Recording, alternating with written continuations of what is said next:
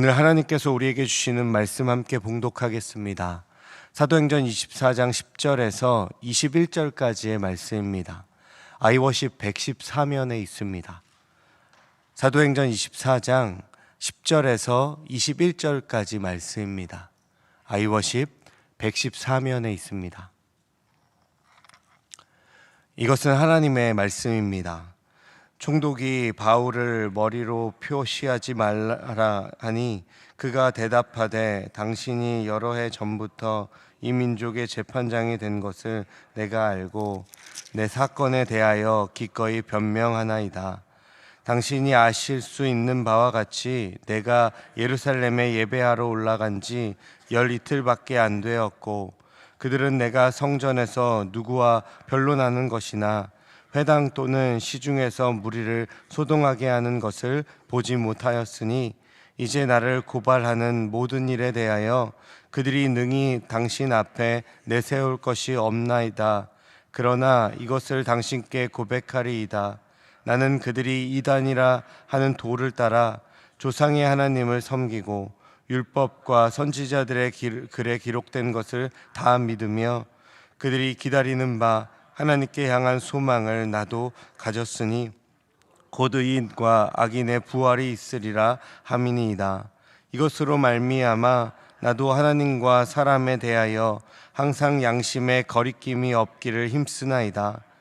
여러 해 만에 내가 내 민족을 구제할 것과 재물을 가지고 와서 드리는 중에 내가 결례를 행하였고 모임도 없고 소동도 없이 성전에 있는 것을 그들이 보았나이다. 그러나 아시아로부터 온 어떤 유대인들이 있었으니 그들이 만일 나를 반대할 사건이 있으면 마땅히 당신 앞에 와서 고발하였을 것이요 그렇지 않으면 이 사람들이 내가 공회 앞에 섰을 때에 무슨 옳지 않은 것을 보았는가 말하라 하소서. 오직 내가 그들 가운데 서서 외치기를 내가 죽은 자의 부활에 대하여 오늘 너희 앞에 신문을 받는다고 한 이 한 소리만 있을 따름이니이다 하니. 아멘. 사도행전의 말씀을 우리가 긴 시간 동안 묵상하고 있습니다. 사도행전의 말씀을 여러 가지 구조로 살펴볼 수 있을 텐데요. 오늘 말씀을 묵상을 하면서는 사도행전이 전반부와 후반부가 이런 차이가 있는 것 같다는 생각이 들었습니다. 사도행전의 전반부는 성령의 역사와 함께 사도들의 놀라운 전도 사역으로 복음이 전하여지고 교회가 성장하는 이 사건들, 에피소드들이 중심을 이루고 있습니다. 그리고 사도행전 후반부로 갈수록 특히 사도 바울이 예루살렘을 향하여 가는 이 여정부터는 어떤 사건과 이슈가 중심이 아니라 사도 바울의 설교, 사도 바울이 하는 발언들, 그 내용에 집중하고 있다라는 것을 생각하게 됩니다. 그러니까 사도행전의 전반부는 복음의 사건을 다루고 있다면 사도행전의 후반부는 복음의 내용을 우리들에게 말해주고 있는 것 아닌가라는 생각이 들었습니다. 사도 바울이 예루살렘을 향하는 그 여정부터 사도 바울은 유대인들에게 고발당하고 재판장에 서서 변론해야 하는 그 상황을 여러 번 맞이하게 되죠. 오늘 본문도 그 상황 중 하나라고 생각하시면 됩니다. 그러나 이 변론의 시간은요, 단순히 사도 바울이 자신의 처지를 변명하고 설명하는 그런 시간은 아니었습니다. 사도 바울은 어떻게든 이 변론의 기회를 얻어내려 했고 또한 변론을 하고 있는 듯 하지만 결국 이 변론을 통해서 복음을 전하고 있기 때문에 그렇습니다. 사도 바울의 변론의 내용을 가만히 묵상해 보면 사도 바울이 어떤 신앙으로 이 전도자의 삶을 살아왔는지, 사도 바울이 믿었던 그 믿음의 내용이 무엇인지를 우리는 알 수 있습니다. 특히 오늘 본문에서는요, 사도 바울이 믿는 바가 어떤 것이었는지 한 3가지 정도를 우리에게 전해주고 있습니다. 첫 번째는요, 사도 바울의 신앙은 하나님을 섬기고 성경을 다 믿는 신앙이었다라는 것입니다. 오늘 본문 14절을 보시면 바울은 변론을 하면서 유대인들이 자신을 이단으로 여기고 있다는 사실을 말하고 있습니다. 그러나 바울은 신앙 고백을 통해서 이단이라는 자신의 죄명이 잘못되었음을 지금 말하려 합니다. 바울이 혐의점을 벗어나기 위해서 제일 먼저 고백한 신앙은 하나님을 섬기고 성경을 믿는다는 내용이죠. 오늘 본문 14절의 말씀을 다시 한번 읽어보면 좋겠습니다. 14절입니다. 그러나 이것을 당신께 고백하리이다. 나는 그들이 이단이라 하는 도를 따라 조상의 하나님을 섬기고 율법과 선지자들의 글에 기록된 것을 다 믿으며. 아멘. 사실 바울을 기소하고 있는 유대인들도 하나님을 섬기고 그 성경을 믿고 있는 사람이었습니다. 피고로 기소당해 있는 바울도 하나님을 섬기며 성경을 믿고 있다라고 동일하게 말합니다. 그럼에도 유대인과 바울이 원고와 피고라는 입장에 처하게 된 이유는 바울이 이단이라 하는 도를 쫓아 하나님을 섬겼다, 성경을 믿었다라고 하는 이유였습니다. 유대인들이 사도 바울을 향하여 말하는 이단이라 하는 도는 무엇이냐면 바로 예수님께서 전하신 구원의 도를 가리키는 겁니다. 예수님이 구원자 아니다. 예수님이 하나님의 아들 아니다. 그 헛된 가르침을 전하지 마라. 너는 신성모독을 하고 있다. 이것이 유대인들이 사도 바울을 고발한 죄명인 것이죠. 유대인들은 예수님을 메시아로 인정하지 않았기 때문에 예수님을 통해서 하나님을 믿고 성경을 믿는 것을 받아들이지 않습니다. 그러나 사도 바울은 예수님을 통하여서 믿는 신앙이 참된 것이라고 주장하고 있는 것이죠. 바울의 말이 전적으로 옳은 것입니다. 왜냐하면 하나님께서 예수를 메시아로 세상에 보내셔서 구속사역을 성취하도록 하셨고 이러한 내용을 구약 성경이 증거하고 있기 때문입니다. 그래서 예수님께서는 성경이 나를 증언한다고 요한복음에서 미리 말씀하신 적이 있으며 사도 베드로도 선지자들의 일을 증거하고 있다고 베드로전서 1장 10절과 11절에서 말하고 있습니다. 사실 유대인들이 잘못 알고 있었던 거죠. 사도 바울이 말하는 것은 이단의 도가 아니라 바로 정통한 도를 말하고 있는 겁니다. 이렇듯 사도 바울의 신앙은요, 예수 그리스도를 통해서 하나님을 섬기며 성경을 하나님의 말씀으로 믿는 신앙이었다라는 것입니다. 예수님이 없는 하나님에 대한 섬김이나 성경을 믿는 것은 사실은 아무 소용이 없는 것입니다. 누구나 예수님께서 세상에 오셔서 성취하신 구원의 빛을 통해서만이 하나님께 나아갈 수가 있고 하나님을 섬길 수 있는 것입니다. 사도 바울은 이 믿음이 있었던 겁니다. 하나님을 섬기고 성경을 믿는데 그것이 예수 그리스도로 말미암아 이루어졌다. 이것이 사도 바울의 신앙 고백이었던 것이죠. 두 번째는요, 사도 바울이 고백하고 있는 그 신앙은 부활을 믿는 신앙입니다. 오늘 본문 15절의 말씀을 우리가 함께 읽어봤으면 좋겠는데요. 15절입니다. 함께 읽습니다. 그들이 기다리는 바 하나님께 향한 소망을 나도 가졌으니 곧 의인과 악인의 부활이 있으리라 함이니이다. 아멘. 바울이 벨릭스 총독 앞에 서서 고소하고 있는 산헤드린 공의 의원인 바리새인과 사두개인들은요, 부활을 믿는 신앙에 대해서 서로 다른 견해를 가지고 있었습니다. 바리새인들은 부활을 믿고 있었던 반면에 사두개인들은 부활의 신앙을 부정했기 때문입니다. 앞서 사도행전 23장에서도요, 이 부활의 이야기가 나왔다가 본인들끼리 다투게 되는 그런 상황이 벌어지곤 했습니다. 서로 입장이 다르고 바리새인도 부활을 믿고 있었다라고 합니다. 그러나 바리새인이 믿고 있었던 이 부활과 사도 바울이 믿고 있었던 부활에는 조금 차이가 있습니다. 그야말로 앞서 말씀드렸던 것처럼 사도 바울은 예수 그리스도의 부활로 말미암아 부활의 소망과 기대가 있다는 것을 말하는 것이지만 바리새인들은 예수 그리스도의 그 부활로 받아들이지 못했던 이들이었습니다. 그리고 구약에서 말하고 있는 부활에 대한 희미한 흔적만을 바라보며 부활에 대한 막연한 믿음만 있었을 뿐 예수 그리스도처럼 십자가에서 죽으시고 사흘 만에 다시 살아나신 이런 구체적이고 실제적인 부활에까지는 도달하지 못하고 있습니다. 고린도전서 15장에 따르면 사도 바울은 부활을 직접 목격한 증인이다라는 것을 말합니다.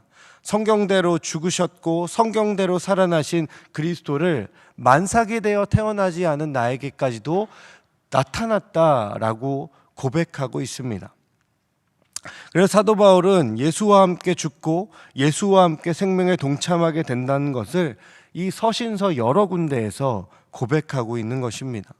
그리스도인의 참된 신앙이라는 것은요, 바울과 같이 예수의 부활을 확신할 뿐만 아니라 자신도 예수님처럼 마지막 날에 부활할 것을 확신하는 데 있는 것입니다. 만약 그리스도인에게 부활의 소망이 없다면 그것은 정말 참된 그리스도인으로 오늘 걷고 있지 못한 것입니다. 우리에게는 이 땅에서의 삶이 전부가 결코 아닙니다. 이 땅은 광야와 같은 삶, 나그네로 지나가는 삶입니다. 하나님은 우리에게 약속의 땅, 가나안과 같은 하나님 나라를 허락해 주셨습니다. 우리는 그곳에서 영생을 누리게 됩니다. 이 소망과 비전을 품을 수 있는 이유가 예수님께서 십자가에서 부활하셨기 때문입니다. 우리의 삶에 모든 헛단한 소망을 예수님께서 십자가의 죽으심과 부활로 더 생생한 소망으로 전해주신 것이죠. 사도 바울은 이 부활 신앙을 말하고 있는 겁니다. 이것이 사도 바울의 또한 신앙의 참된 고백이었습니다. 그래서 사도 바울은 자신의 생명조차 아끼지 아니하고 복음을 향하여 달려나가는 이 인생을 기꺼이 달려나아갔던 것입니다. 이것이 두 번째로 사도 바울이 우리에게 말해주고 있는, 그리고 총독 벨릭스 앞에서 말하는 그의 신앙 고백인 것이죠. 그리고 세 번째로는요, 사도 바울이 벨릭스 총독 앞에서 고백한 신앙의 요소는 하나님과 사람 앞에서 거리낌 없는 신앙의 삶을 걸었다라는 것입니다. 하나님과 사람 앞에서 거리낌 없는 신앙의 삶을 걸었다. 16절의 말씀을 우리 함께 읽어보겠습니다. 16절입니다. 이것으로 말미암아 나도 하나님과 사람에 대하여 항상 양심에 거리낌이 없기를 힘쓰나이다. 아멘. 실제로 사도 바울은요, 회심한 이후에 하나님 앞에서 거리낌이 되거나 부끄러운 일을 한 적이 없었으며, 하나님께서는 그러한 바울이 자고할까봐 몸에 질병, 가시까지 주시며 그를 인도했습니다. 교만하여져서 그가 하나님 앞에 대항하거나 떠날까 하여 그의 몸에는 가시가 있었습니다. 사도 바울은 이것을 떠나게 해달라고 3번이나 기도했다고 하죠.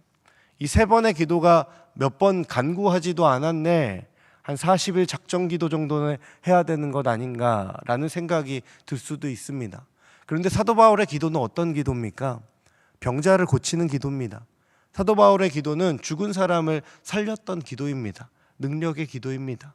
그 능력의 기도를 가졌던 본인이 자신의 질병을 위해서 3번이나 간절히 기도했다는 것은 정말 애써 최선을 다해 하나님께 구한 것이고 치유를 위해 애썼다는 것입니다. 그럼에도 그의 질병은 사라지지 않았습니다.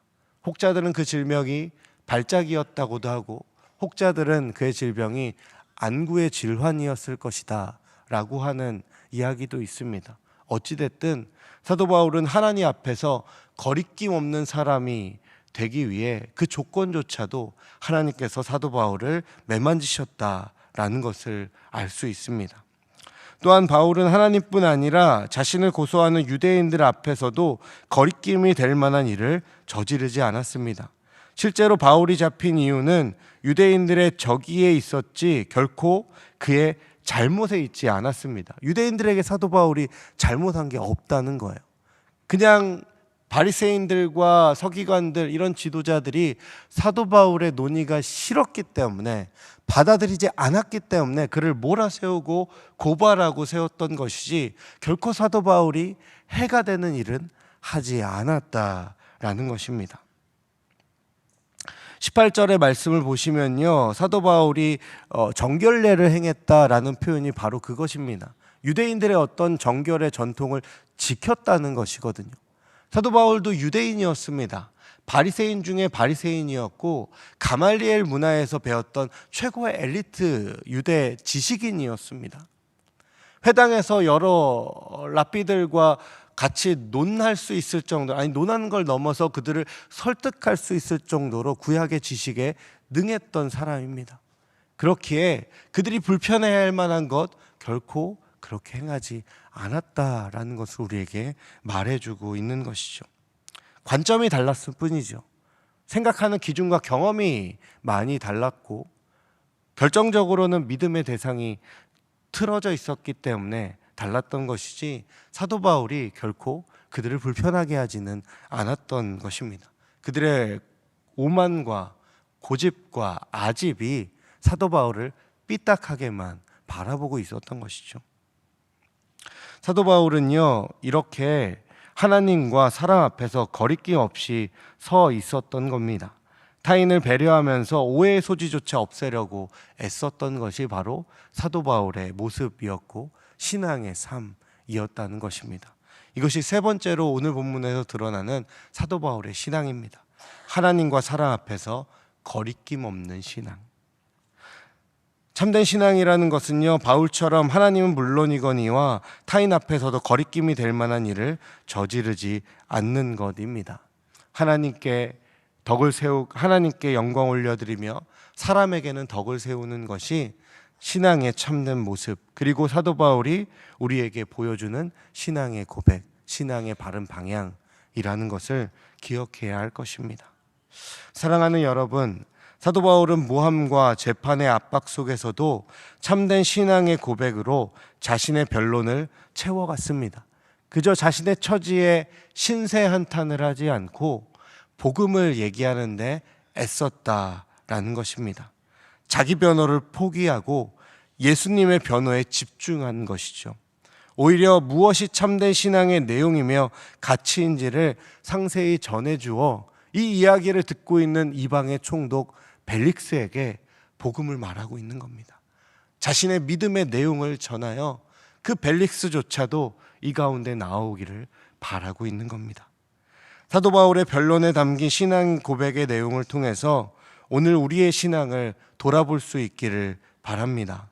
우리는 하나님을 섬기고 성경을 믿는 그리스도인입니까?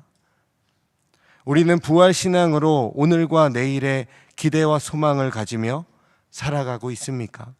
그리고 하나님과 사람 앞에서 양심의 거리낌이 없이 행동하고 있습니까? 사도 바울은 참으로 이렇게 살았던 사람입니다. 사도 바울의 삶과 가르침이 참 멋진 거는요, 그가 말하고 있는 것과 살아가는 것이 별개가 아니기 때문입니다. 지금 사도 바울이 변론의 기회에 말하는 참된 신앙의 내용이 큰 도전이 되고 울림이 되는 것도 바로 이것입니다. 말하는 것과 살아가는 것이 동기화된 인생이 바로 사도 바울의 삶이었습니다. 사랑하는 여러분, 믿는 바를 분명히 정리하며 믿는 것을 당당히 말합시다. 그리고 그 말한 것을 용기 있게 살아냅시다. 바울의 변론에 담긴 참된 신앙의 고백을 따라서 이 세상을 향하여 참된 신앙의 고백을 내던지며 삶으로 살아가는 저와 여러분들 되기를 주님의 이름으로 축복합니다. 다 함께 찬송가 435장으로 찬양하겠습니다.